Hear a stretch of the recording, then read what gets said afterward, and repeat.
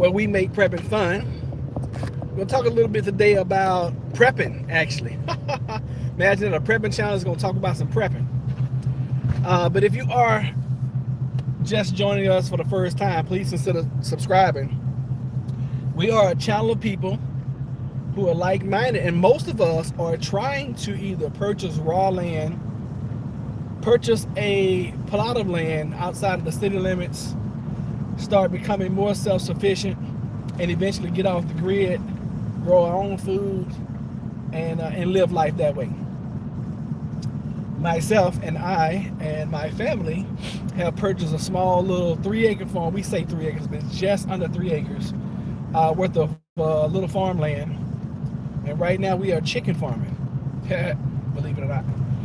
And it is a small little operation right now. We got about 60 chickens, 7 of which are laying hens.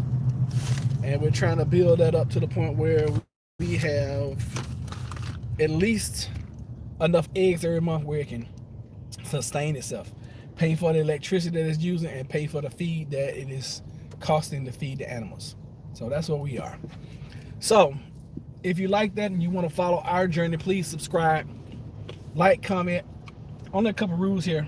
If you see me driving and you come in and you're watching, let us know where you're watching from, and also use use all caps. It just helps me to see the chat better, and be courteous. That's it. Other than that, do as you will. If it feels good, do it. You know what I'm saying? So I want to talk to you guys. I found a new channel that I fell in love with last night, and I want to thank Queenie for this, because Queenie turned me on to this guy. The guy's name is Just Josh. Smaller channel, kind of like ours. I think last night when I looked at him, he had under 800 subs. So if you guys go check out Just Josh. Let him know that Plant-Based Homestead Prepper sent you. I know he doesn't subscribe to me because he doesn't even know who I am. But he had a great, awesome video where he talked about solar power last night. And I know we talked about that on the channel a few times, a few hundred times probably. And I want to talk to you guys about that. And I'm really, really looking right now. I'm looking for someone who knows what they're talking about. He gave some great pointers last night on that video. So y'all go check out Just Josh. I like this guy. I really do. And he's a prepper. And he's a black prepper. Kind of like us, So I'm loving it. I love this content last night. Matter of fact, I watched it twice because I got in bed and I turned it on. Fell asleep on it about halfway through, and I backed it all the way up. I was like, wait a minute, this he's talking some good stuff. Let me check out what he's talking about. But if anything happens, okay, if/when anything happens, WROL, Tiawaki, SHTF, whatever, and y'all listen, who knows what's going to happen with this doggone vaccine? People are taking this vaccine. I watched the TikTok last night where this nurse was coming in and she was reporting that people who are taking both stages of the vaccine are coming in 2, 3, 4, 5, 6 weeks later with full-blown COVID. Some people are coming in after taking the vaccination with full-blown COVID. What does that tell you? I tell you the vaccine's not working for some, okay? I'm not a scientist, I'm not a doctor. I'm not trying to give you guys advice. I'm not taking that crap. First and foremost, me being prior military, I've had enough vaccinations. Had enough, okay? And y'all know my story, but for those that don't, in the Navy, if you piss somebody off in medical or dental, some kind of way your shot record will come up missing. I just happen to be dating a dental technician who is my children's mother, and one day all of a sudden my shot record comes up missing, and I'm like, yeah, right, I know that's wrong, because I just in a span of 24 hours, 2 days, with 20 plus shots, 20 plus. Can you imagine being a pincushion like that? And then when you go to boot camp, it's like they heard you and round you up like cattle, and they run you through these chutes, and they don't even use a needle. They got these things that they spray the stuff in with air. It's like, it's like, I mean, a little like cattle. Anybody that's in here, y'all hit the like button for me, hit the channel out. So, you know, I'm looking at this thing, and y'all do, and I know this is far-fetched, and I know this is some tinfoil hat wearing stuff, but y'all do realize and are aware that I Am Legend is the setting is 2021, and the reason why we had the zombie apocalypse in I Am Legend is because of the Crippen virus, or the Crippen vaccine. And you know, the character in the story, or in the movie, I can't say the story, but the character in the story, in the movie, Dr. Crippen, she had created this vaccine that cured cancer. Well, it cured cancer, but it created zombies. So anyway, if you haven't seen it, go check it out. It's a really good movie. One of my favorite zombie movies. One of my favorite actors, Will Smith. Matter of fact, we named one of the ducks out on the pond, out on the pond that we have. We named the duck Fred, because Fred in the movie was a mannequin, and the zombies had gotten smart to the point where they had placed Fred, because Will Smith used to go to the Blockbuster every day, or the video store every day, get him some new movies or whatever. And he had Fred in there, and he had his other mannequin set up, and a couple more, just to try to get himself some normancy. And one day the zombies had taken Fred and put him outside. So Will Smith he rolls up, and he's supposed to be getting back home, because he times himself every day and sets alarms, and make sure he has plenty of time to get back home before nightfall, because that's when the zombies come out. So anyway, long story short, Fred is outside. He comes out, looks like with his AR-15, and he's like, Fred, if you're real, you better say so now, Fred. So he starts shooting. He starts shooting at Fred, right? Fred is a mannequin now. Fred is not real. But he's talking to Fred. Now, imagine this man has been on this island by himself, with no other human contact for a year or two or whatever. And the only friend and companion he has is his dog, Samantha, Sam. So anyway, I just thought that was funny. We named I can't remember why we named the duck Fred, but we just named the duck Fred. But I mentioned all that because if anything were to happen, are you set up right now? If the lights were to go out right now, are you set up right now where you and your family will be safe and secure and be able to thrive if WROL, Tilwaukee, or SHTF happen? And for most of us, the answer is probably going to be no. For most of us. For some of us, we'll be able to make it. For others, we won't need to beg for some of the things that we need. But I wanted to just impress upon you today to start really thinking about some of the things that you're going to need. All right? And that is always going to be shelter. Well, first and foremost, air. Make sure you're breathing good quality air. Number one, air. And I always think of the rule of threes. You'll die 3 minutes without air. You'll die 3 days without water. You'll die 3 weeks without food. And 3 hours without shelter. So air is number one. Make sure you always have good breathable air. That's number one, first and foremost. Because if you can't breathe, nothing else matters. Y'all do realize that, right? Do you agree? Number two, make sure you have forms of shelter. If you're going to bug in, make sure, and I've said this 15,000 times, and my people in Texas, y'all experienced this a month ago. If you're going to bug in doing any kind of whatever, natural disaster, WHRA, World Without Rule of Law, golly, I was losing it, Tilwaukee, SHTF, whatever, make sure you have a tent and a spare tent so you can put it up in your house. I'm talking about one of those family-sized tents that will sleep like 3 people. Make sure you get you a tent that can sleep 3. That all huddle up together in that tent. If it gets cold, you will not freeze to death. All right, first and foremost, make sure you have a tent. And then remember this also. One is none and two is one. Something's going to happen to the original that you have. Something always happens to the original that you have. So make sure that you always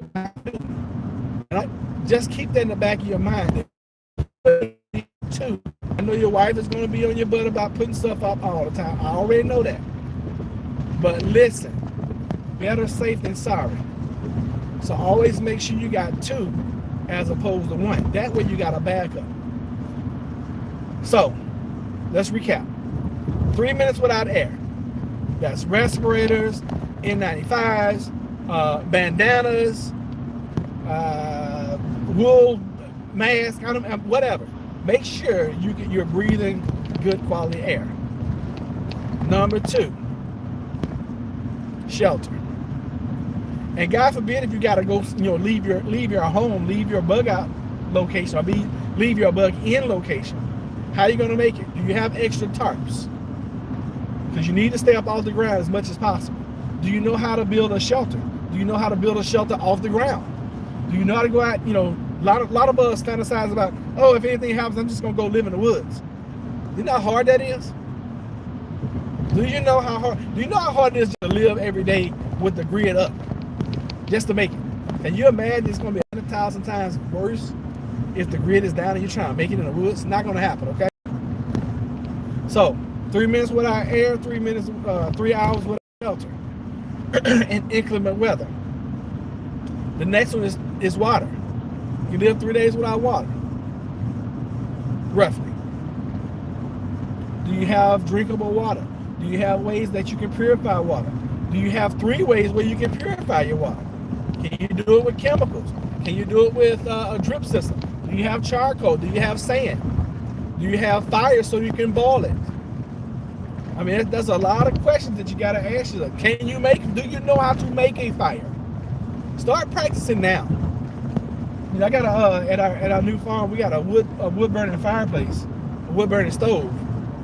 Y'all, I'm telling you, it's hard as heck to start a fire sometimes. Hard as heck. That's why I commend those people who are like naked and afraid, and they're in elements that is it's really moist around, and they can start a fire. Those people are pros. Because sometimes I got a big lighter, and I can't start my fire in my fireplace. Now a lot of times because I stack my stuff wrong, and I know better. But just start thinking about these things. Do you have multiple ways of starting a fire? And then if you do have multiple ways of starting a fire, attract people. Some are going to be wanted, others it's going to attract people. People smell smoke, people see smoke, people come to said location. Do not think for 1 minute, 1 instant that you're out somewhere and you're able to start a fire and you're able to cook your hot dogs and cook your squirrel that you just killed, and you're not going to get some company. It's going to happen. So, which brings me to my next point: food. Do you have non-perishable food? Do you have stockpiles of food? Do you have things that you can just open up a can and eat out of a can? Do you have multiple ways of being able to open up the can? Just having one can open is not going to cut it. You're not going to be able to go to the Dollar Tree and go get you another. You're not going to be able to run down to Walmart and go get you another can opener. You're going to have multiple ways to do it. Do you know how to open a can of food without a can opener? Do you know how to do that? If not, learn how. You can take a can and you can rub it against some cement, some concrete, get that lid hot enough where the glue will let that lid go, and you can open it up with your hand. Well, with a pair of pliers.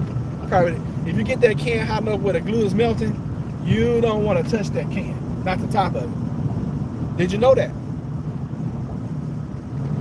And start studying now. Start getting prepped up now. Start, printing out documents now online of things that you'd be able to study when SHTF happens, when WROL happens.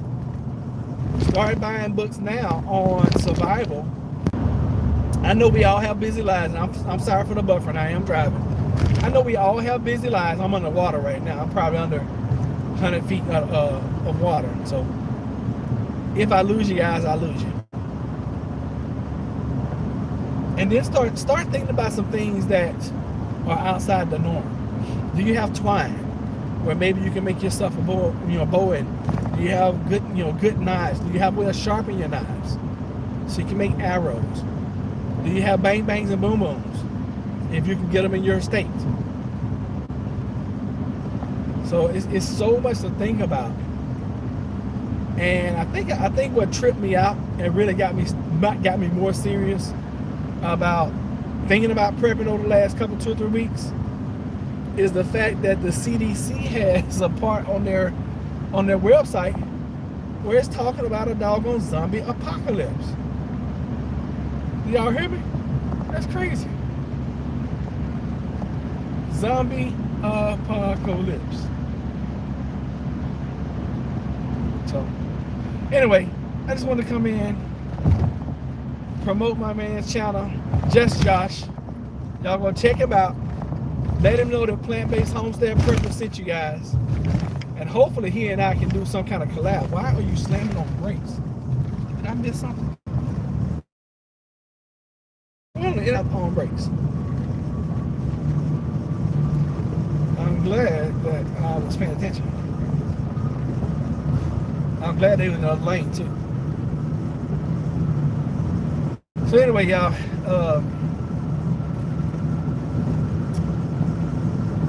have a wonderful and great day. If you are new, hit the subscribe button, hit the bell icon, hit all, so you don't miss any of this great content. I apologize, I don't have the bells and whistles and all the editing like I used to have. Just takes so much time doing that. And I commend channels who do all of the editing. I tip my hat to you, because you guys are putting way more time into your channel, which is awesome, which is great. But yeah, just trying to think of anything else. That's it. Make sure you get your water. I like to make sure that we have at least 21 days worth of water at all times. Probably should have brought some bottles with me now so I can go to Whole Foods and fill them up. We do have a Berkey. We got charcoal. We got sand. Just trying to throw some little things out there so you guys can little propane stoves. That'd be awesome to have. Little buddy heater. That's great to have. I'm just throwing some things out that you can buy that'll help you. Of course, the tents. You can order tents on Amazon. You go to Walmart, get a tent. A tent is a tent. I know some are better quality than others, but in a crunch, a tent is a tent. A tarp is a tarp. Blankets. Oh God, you can never have enough blankets. Don't ever give your blankets away. Never ever donate your blankets. Never give your blankets away. Keep all your blankets, even if you got to put them in a black plastic bag, trash bag, tie it down, suck the air out, and throw them up in the attic. Keep all of your blankets, comforters, sheets, keep all that stuff, towels, because SHTF happens, you're not gonna be able to go to, life's gonna be totally different. So anyway, thank y'all for watching. I rambled on long enough. Send y'all some love. I'll see y'all on the next one. Be blessed.